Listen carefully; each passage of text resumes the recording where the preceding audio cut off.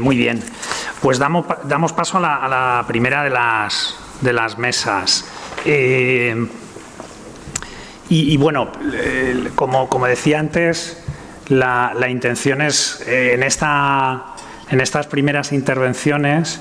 definir el marco, ¿no? De qué estamos hablando a la hora de plantear la integración de la adaptación al cambio climático en el planeamiento urbanístico,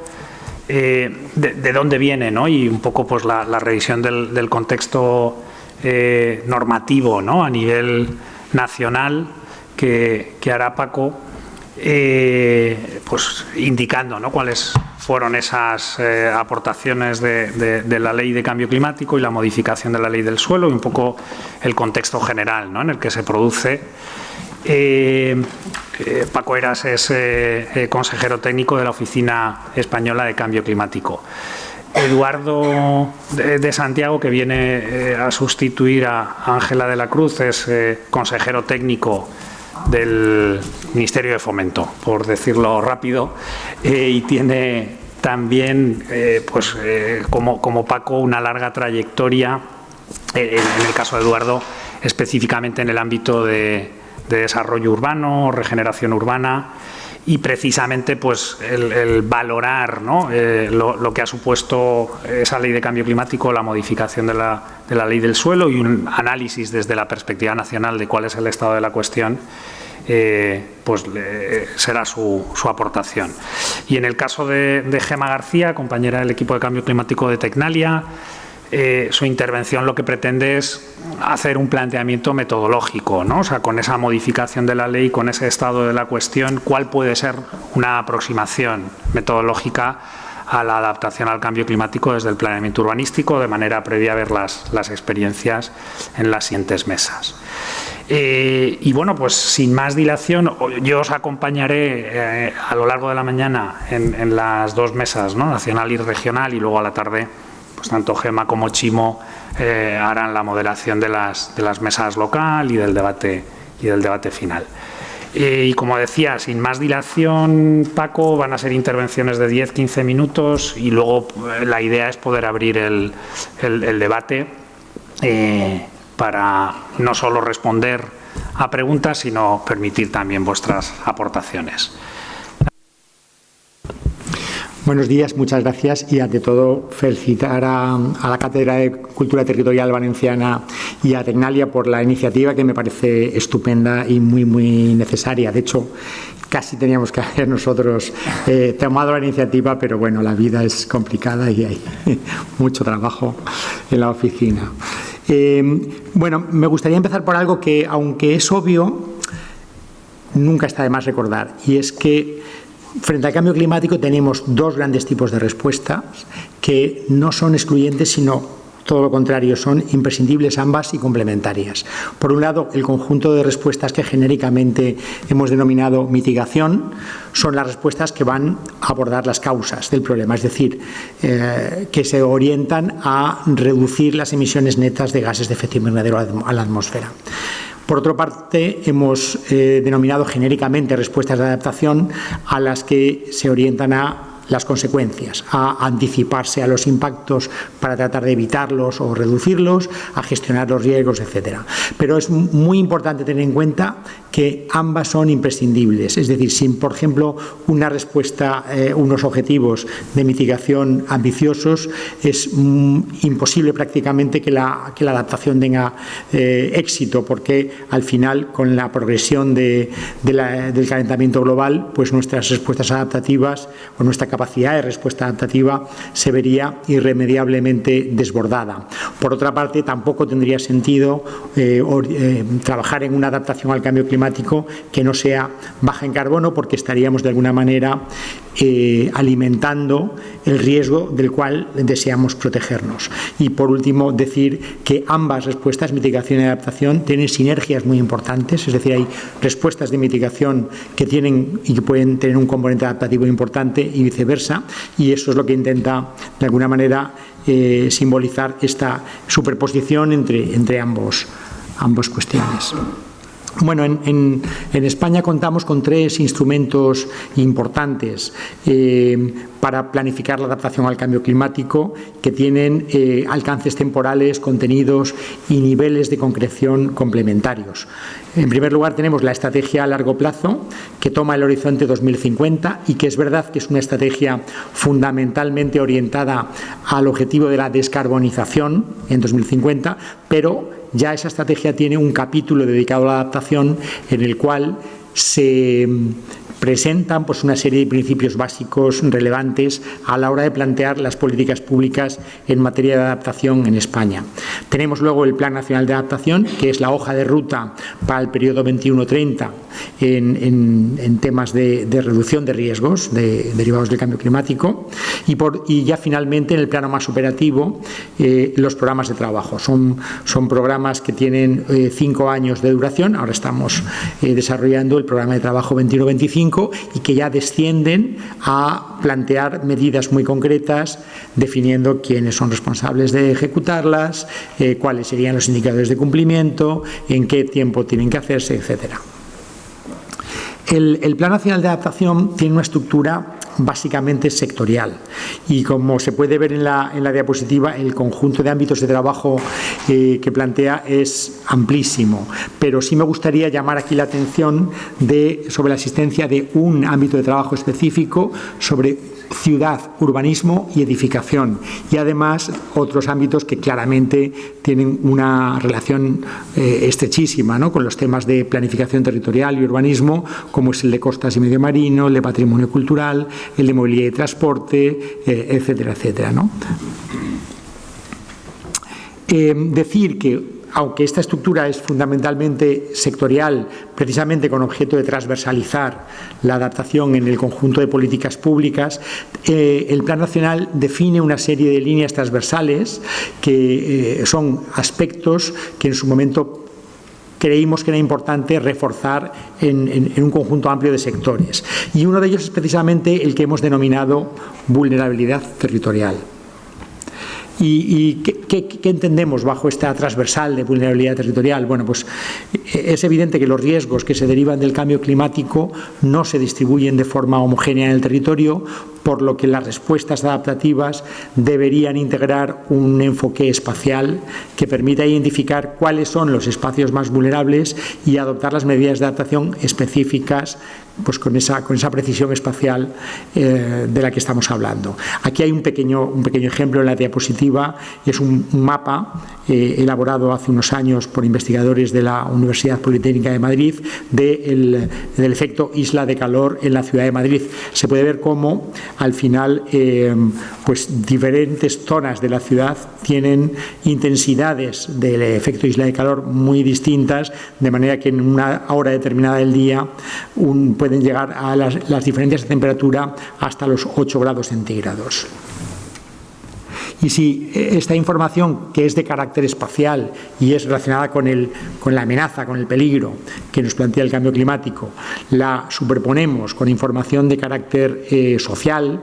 pues podemos tener desde luego la clave de dónde podrían estar las prioridades en la intervención. Aquí tenemos sobre la anterior imagen del efecto isla de calor un análisis de cuáles serían los barrios más vulnerables, pues porque tienen una peor calidad constructiva, tienen un urbanismo menos adecuado, etcétera. Entonces aquí al final vemos que los análisis de carácter espacial bien planteados nos pueden estar dando claves muy importantes a la hora de orientar lo que podrían ser las prioridades públicas en materia de adaptación en un tema concreto como es el efecto isla de calor en una ciudad. Es verdad que no es fácil integrar los riesgos derivados del cambio climático en el planeamiento urbanístico, en la ordenación territorial. Técnicamente hay muchos retos que hay que bueno, pues tratar de abordar. Es un ejercicio complejo, pero sí me gustaría insistir en que cada vez vamos contando con más herramientas, con más instrumentos que nos facilitan la tarea. Y aquí simplemente un par de ejemplos. Esta guía para la evaluación de riesgos asociados al cambio climático que acabamos de publicar en el MITECO y que precisamente es un trabajo que ha sido liderado por el equipo de EFREN en Tecnalia, pero también, bueno, que nos da un poco bases de carácter metodológico para poder abordar estas evaluaciones de riesgos que son esenciales para luego poder incorporar en instrumentos como la ordenación territorial los temas de cambio climático. Pero también la cantidad de información que está saliendo ya sobre medidas concretas que uno puede tomar bueno, pues para hacer frente a determinados riesgos. En este caso, por seguir con el ejemplo del calor, esta medida de enfriamiento, digamos, para ciudades que han publicado recientemente en el marco de Naciones Unidas. También estamos trabajando, yo creo que no solo nosotros, sino también, por ejemplo, las comunidades autónomas, en herramientas que faciliten el manejo de información de carácter espacial en la adaptación al cambio climático, y un buen ejemplo sería este visor de escenarios de cambio climático en el que trabajamos conjuntamente desde la Oficina de Cambio Climático, la Fundación Biodiversidad, el CSIC y AEMET, y que tenemos a disposición en la plataforma Adapteca, y que permite bueno, pues tratar de entender cuáles podrían ser los distintos escenarios de cambio climático y cuáles serían el comportamiento de diversas variables clave, pues en distintos ámbitos territoriales, en distintos espacios y también en distintos periodos de tiempo. Hay en el mundo de las... me estoy yendo en dirección contraria. Vale. Bueno, como ya adelantaba EFREN, los cambios normativos abren oportunidades, y en este caso yo creo que es importante hacer referencia a la Ley de Cambio Climático y Transición Energética, que en una de sus disposiciones finales pues planteaba una modificación del texto refundido de la Ley del Suelo y Rehabilitación Urbana, en el cual se planteaba la inclusión de riesgos derivados del cambio climático en la ordenación de usos del suelo, y se planteaban en concreto 5 aspectos, pero ojo, porque se trata de una lista, si uno ve la redacción, no exhaustiva. Es decir, hay que incluir los riesgos derivados del cambio climático, y entre ellos, y ahí es donde se plantean los riesgos derivados de los embates marinos, las inundaciones costeras y el ascenso del nivel del mar,